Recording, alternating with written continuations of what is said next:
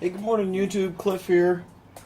I wanted to try and go over today some theories on stropping and how to get a better result from your knife from proper stropping. Um, I guess I have to start with the basics of what stropping is. Once you've put a grind on a knife, once you've got your final grit bevel, the top of the bevel, because of the grit lines going like this, and on both sides what you'll have is you'll have a uneven surface along the top, and it'll be very jagged. Hopefully we can show that under the microscope later. What you need to do is take a strop to smooth and blend those edges and bring them up to a finer apex. And also, if you have a foil burr, then that needs to be removed, and that the strop will take that off. We'll get into later whether or not a foil burr is a big deal or not. Some people think it is a bad thing.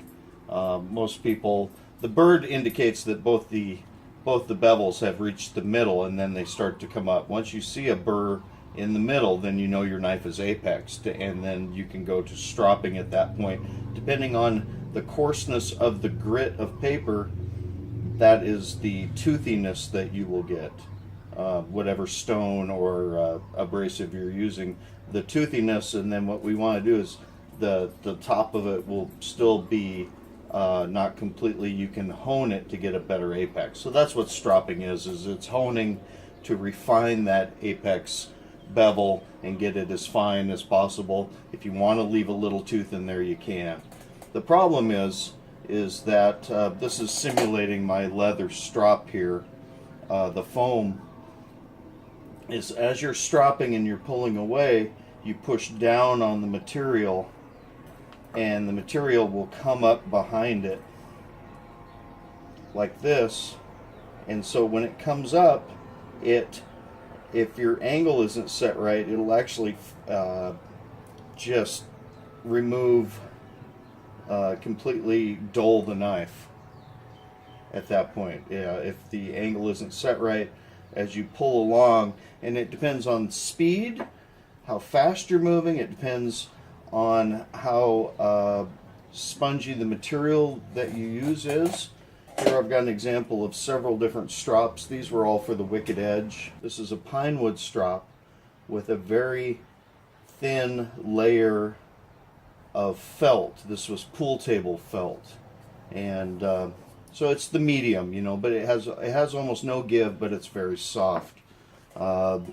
This one is a balsa wood strop. This one is a microfiber strop with a little more cushion in it. These ones are kangaroo leather strops, very soft, but also very thin. These are some cowhide strops. I think I used an old belt for these, and these are a little more cushy. Depending on the speed you go, the material will sink in more, it will round over more.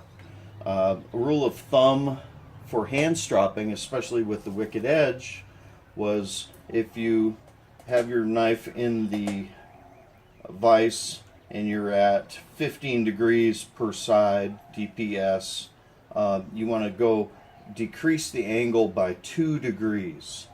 And what that does is then when the strop goes by the edge, it's at a decreased angle, and then it won't round over and dull the apex. I tried to do a drawing up here on the board, and this is the way I think about it in my mind. I'm a visual learner. I think of it like a boat going through the water. When I used to go fishing with my grandpa, and we'd be trolling along really slowly, and he'd be in the back of the boat.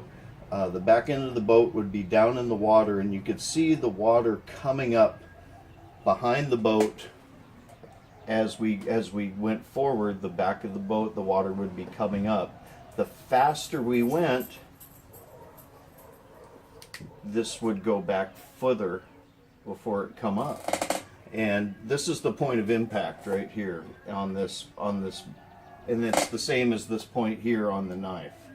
If this is your knife bevel and we're going in this direction, this is the point right here where the material's being pushed down and it comes back up. I hope that's easy enough to understand. I think I'm over explaining it. So there's basically two ways you can solve this. One is to decrease the angle slightly, and the other is to go faster. When we're using belts and things like this is a hard leather belt, this is a little bit softer material, this felt, but they're both going very fast. And so it's literally almost an angle matching to whatever I sharpened at is what I'll put the strop at. And there's an advanced concept which I like, and it's through studies done under electron microscopes. And what it basically says is, I'm going to try and erase this and explain that.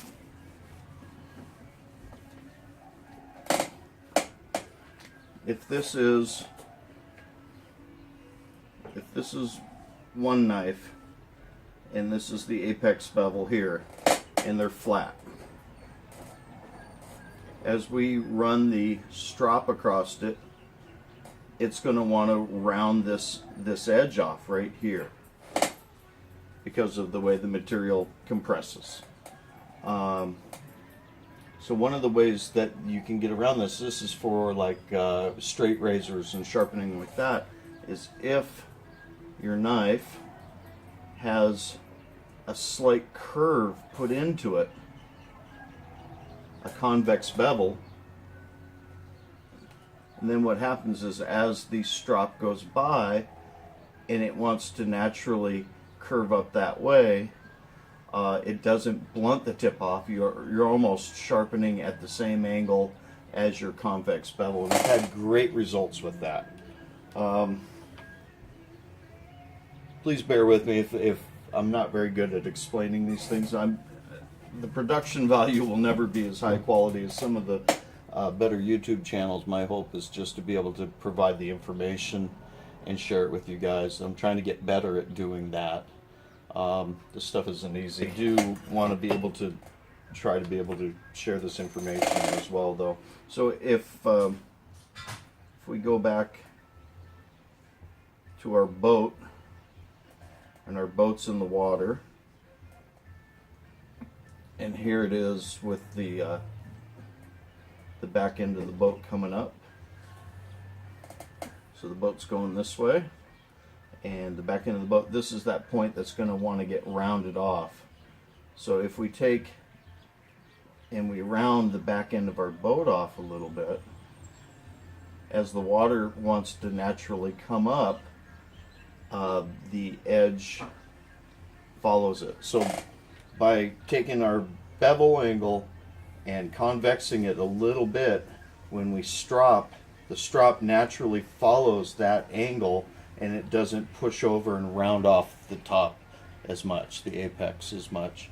And that's the concept behind it. I'm going to be doing that with this knife here, which I'm going to do the next video on. I'm going to do a very shallow convex bevel and then strop it. And so what you're going to see is, instead of having it be your typical knife that has a primary bevel and a secondary bevel at 10 to 15, 20 degrees with these sharp angles, we're going to have one complete smooth bevel. And I've done a few knives like this before. What you get is incredible cutting performance.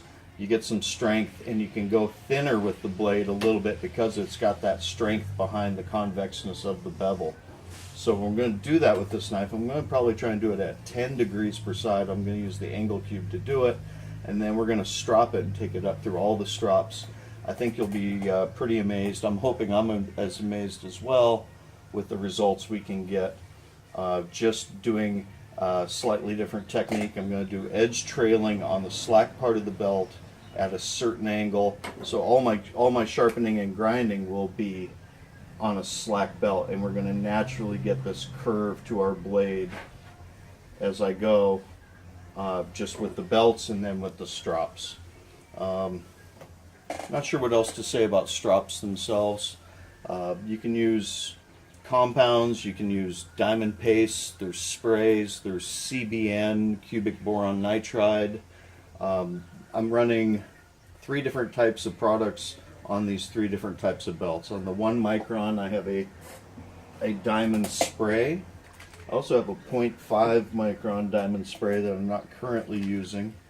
I have a 0.25 micron diamond paste. I think I picked up on Amazon. And then right here is a very special emulsion by Kenneth Schwartz, the CBN emulsion, and this is 0.1 micron. It's not even on the grit chart as far as 0.5 microns is 16,000 grit. 0.49 microns is 30,000 grit. It's somewhere 100,000 grit. I mean, it's incredibly small, and he has emulsions that go smaller, but he's also very the way he gets his particle size is in a very controlled manner. So this is a very fine particle size, and it's also a very uniform particle size. I put that on the one belt, and that's why I try to keep these belts separate and run them on a separate machine. That's also why I try and do the first phase of the stropping on the leather belt, because it can handle the bulk of the grit work, and I try and keep a level across contamination to a minimum, so I don't have large pieces of grit material on these. Of course, they're touching each other, but every once in a while I'll clean these off and apply a new coating as well, because of the speed of this and the angle. And you can feel it if you get done with it. And each knife steel is different too, but if you have a knife steel that you know the knife, you get it sharp, you can feel it, that it's got a tooth to it. And that's what I do when you see me touching the knife. I'm not pushing my hand on it. I'm actually just gliding my finger across and feeling the bite of the knife on the callus of my thumb, which I have built up. And so I can feel that it is apexed across. You can run it on your fingernail if you want. I don't like my fingernails to get all scratched up. So the knife has got a bite to it, and then we strop, and then I run it on the hair, and I don't want to shave off all my hair, but I feel for it to bite into the hair, and that's literally at the point where it could split the hair. Or if you get it sharp, hopefully we'll get this one sharp enough to where it will treetop, and you can just go across the top of your hair and it will knock the tops of the hairs off. That's how sharp we're able to get it. And so that's what I'm going to go ahead and do in the next video. Guys, thanks for watching. I appreciate it. Hopefully this has got some information you can use. Hopefully I didn't forget anything I should have put in the video. And I'll see you in a little bit. Thanks.